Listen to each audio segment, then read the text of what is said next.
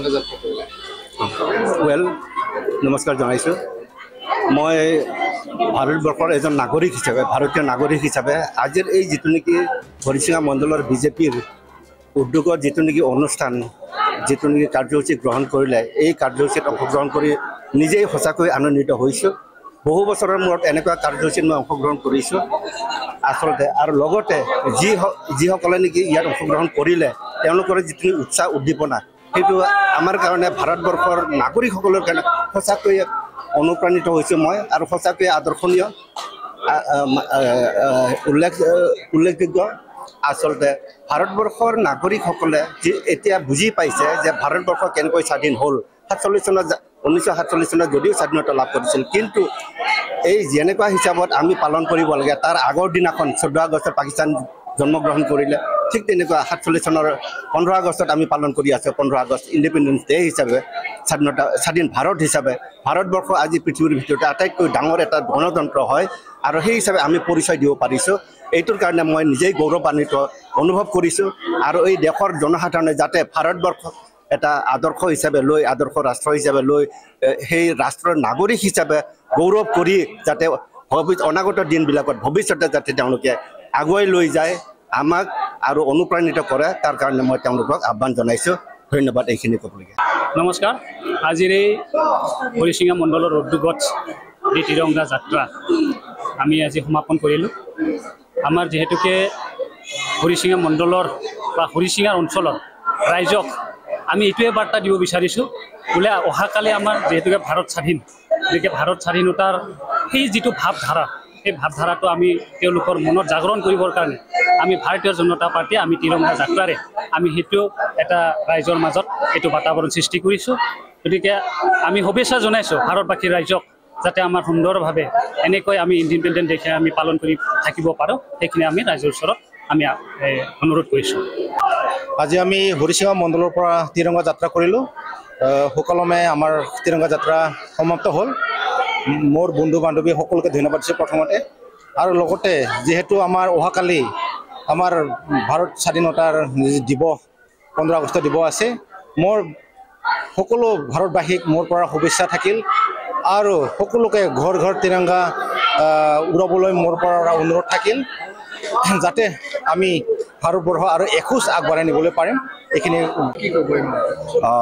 আজি আমাৰ হৰিচিঙা মণ্ডলৰ গোটেই মণ্ডলবাসী, আমাৰ প্ৰভাৰী ছাৰ, লগতে আমাৰ মণ্ডল প্ৰেছিডেণ্ট, ছেক্ৰেটাৰী সকলোৰ লগত মিলি আজি যি তিৰংগা যাত্ৰা হ'ল, আমি সকলোকে ধন্যবাদ দিছোঁ। আৰু আমাৰ যিসকল ৰাইজ ইয়াত আহিলে, আজি কষ্ট কৰিলে এই তিৰংগা যাত্ৰাৰ কাৰণে, তেওঁলোকে স্বতঃস্ফূৰ্তভাৱে ওলাই আহিছে।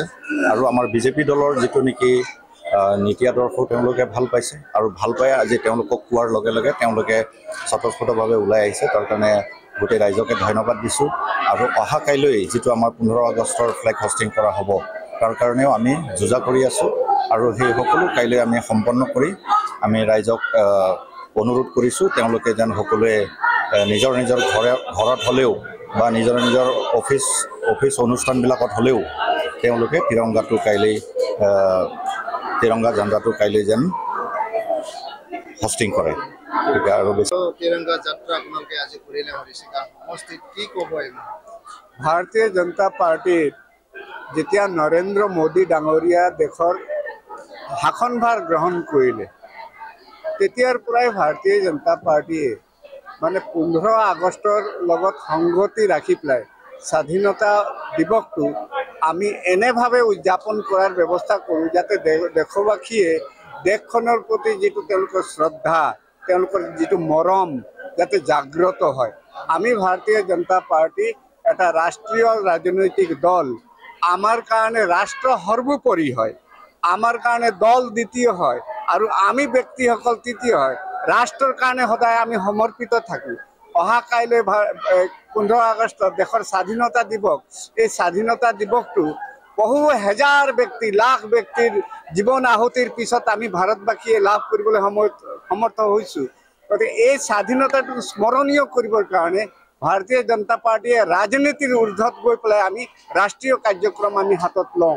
আজি 14 আগষ্টৰ দিনা, আজিৰ দিনটোতেই আমাৰ দেশখন অখণ্ড যিটো ভাৰত আছিল সেই ভাৰতটো বিভাজিত হৈছিলে ভাৰত আৰু পাকিস্তানৰ ৰূপত পাকিস্তানৰ এগৰাকী আমাৰ স্বাধীনতা যোদ্ধা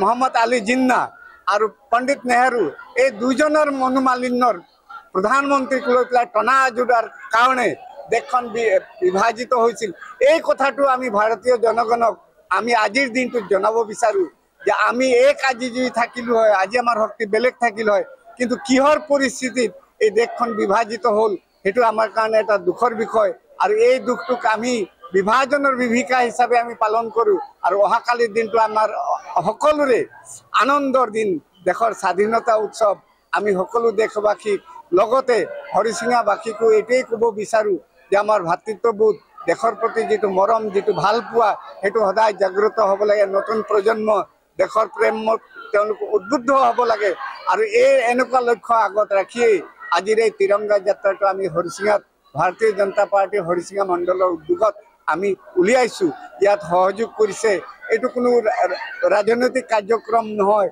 এইটো ভাবিব নালাগে যে ইলেকশ্যন আহিছে কাৰণে এই কাৰ্যক্ৰমটো আমি হাতত লৈছোঁ ইলেকশ্যন কেন্দ্ৰিক কোনো কাৰ্যক্ৰম নহয় এই কাৰ্যক্ৰম ৰাষ্ট্ৰ কাৰ্যক্ৰম গতিকে আপোনালোক সকলোলৈ আজিৰ এই পবিত্ৰ তিথিটোৰ আপোনালোকৰ শুভকামনা দি পেলাই মোৰ ক'বলগীয়াখিনি ইমান কাইলৈ যিহেতু স্বাধীনতা দিৱস সেই স্বাধীনতা দিৱসত মানে ভাৰতীয় নাগৰিকসকলৰ এটা অধিকাৰ আছে সকলোৰে মানে স্বাধীনতা পালন কৰাৰ কাৰণে নিৰ্দেশ কি থাকিব আপোনাৰ আমাৰ নিৰ্দেশ এইটোৱে থাকিব যে আমি প্ৰতিগৰাকী নাগৰিক নিজৰ নিজৰ বাসগৃহত ৰাষ্ট্ৰপ্ৰেমৰ যিটো নিচান যিটো প্ৰতীক সেইটো আমি ৰাষ্ট্ৰীয় পতাকা আমি উত্তোলন কৰিব লাগে ৰাতিপুৱাই তাৰপিছত সামাজিক যিবোৰ কাৰ্যক্ৰম হ'ব যিবিলাক কি কয় চৰকাৰী কাৰ্যক্ৰম তাতো আমি অংশগ্ৰহণ কৰোঁ মুঠতে কালিৰ দিনটোত আমি নাগৰিকক এইটোৱে ক'ম যে আপোনালোকে দেশৰ কাৰণে দিনটো সমৰ্পিত কৰক।